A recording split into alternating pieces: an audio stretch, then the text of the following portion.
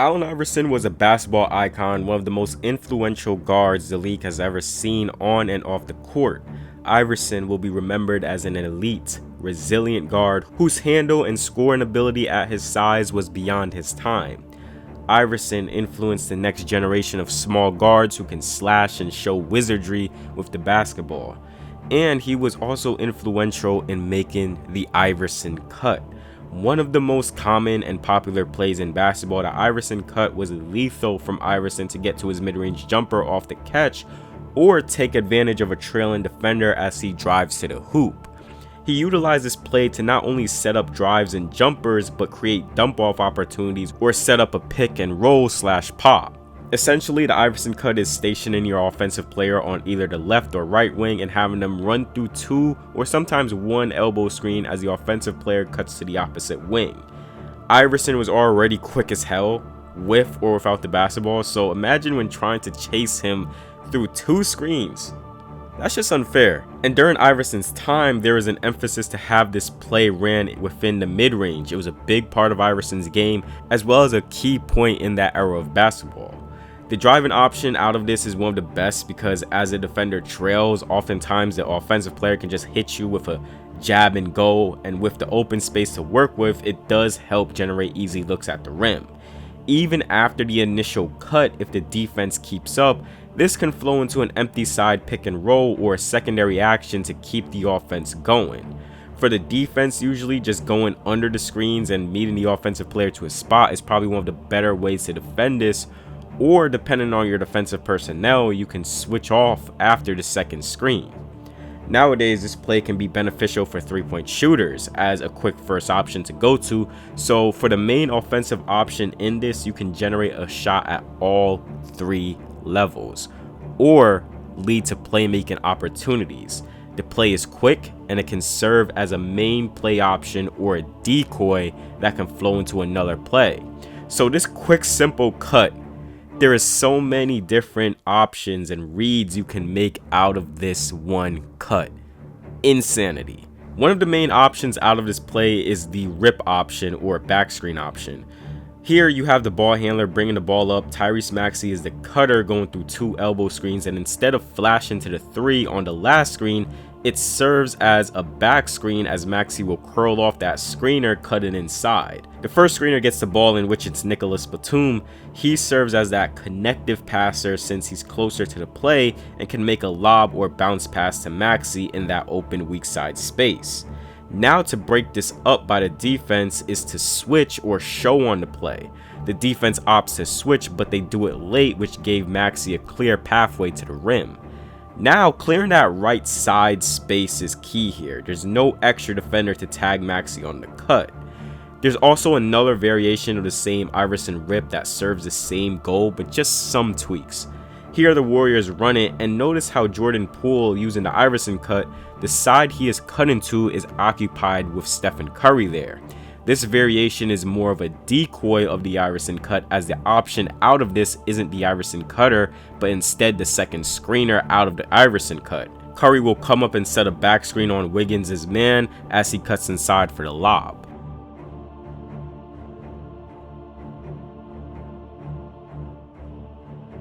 And there are different options you can flow out of this with the Iverson rip play.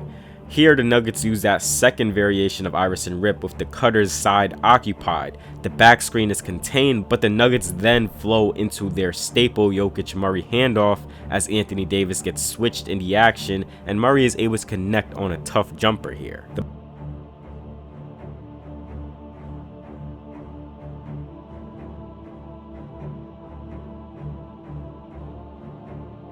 Miami Heat utilize the same secondary option off the back screen flown into a handoff.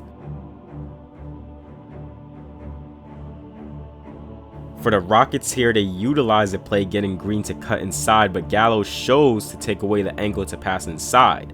This then flows into a flare option off the initial play with KPJ coming off a flare screen into open space, and he opts to drive inside and make a play. The Dallas Mavericks also utilize Iverson here, but just uses it as a decoy as the real play ends up becoming a Horns play with Kyrie receiving a back screen inside. The Brooklyn Nets utilize the rip option with the Iverson cut being a decoy. The Pistons execute a switch on this, but then it now turns into a screen-to-screener action where Cam Johnson, the one who screened for Thomas, will come up and receive a screen from Claxton to set up an open three.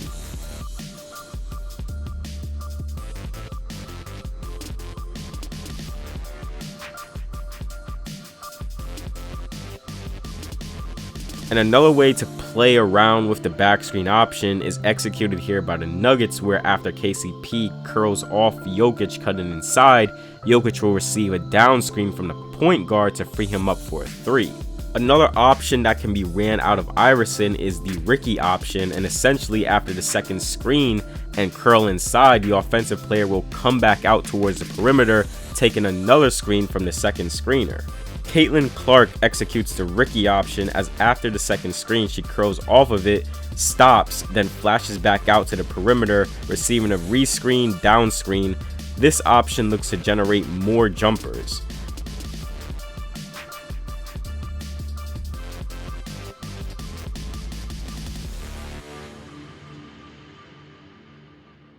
And the Washington Wizards from a few years back with Beal and KP love to run this, emptying out the weak side and having their two best players operate off each other.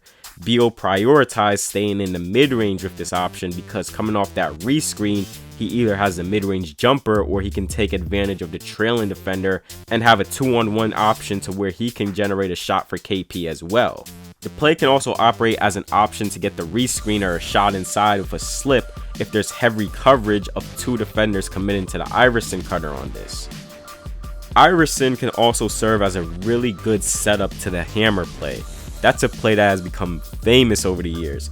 If you get that trailing defender, you can open a lane to drive inside, and the weak side can then execute the hammer screen to free up a shooter in the corner, as the Bucks execute here.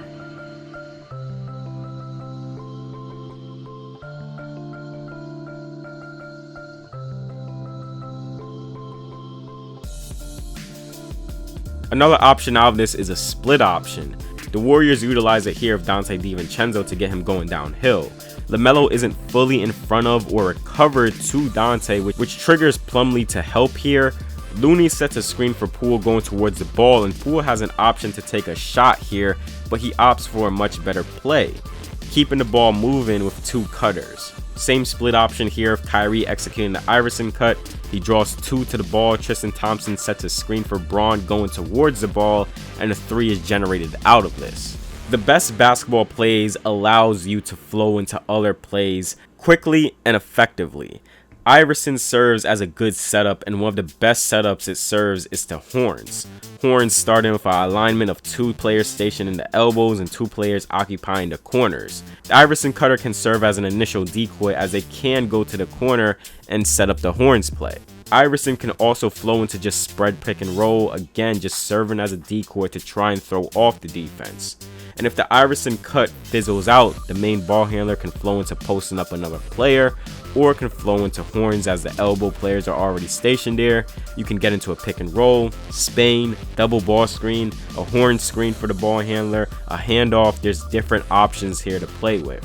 And throughout every level of basketball, you will see this type of cut executed, and it remains a staple play in different NBA teams' offenses. Allen Iverson made a living taking advantage of the defense with this play, and as time went on, the play was expanded on and ages gracefully in modern basketball. And even though Allen Iverson's playing days is over, he still remains to be the answer to a lot of teams' offensive playbooks. If you enjoyed the video, please do give it a like and subscribe to the channel if you enjoyed NBA breakdowns like these. Hope you all have a wonderful day, and I'll see you all in the next video.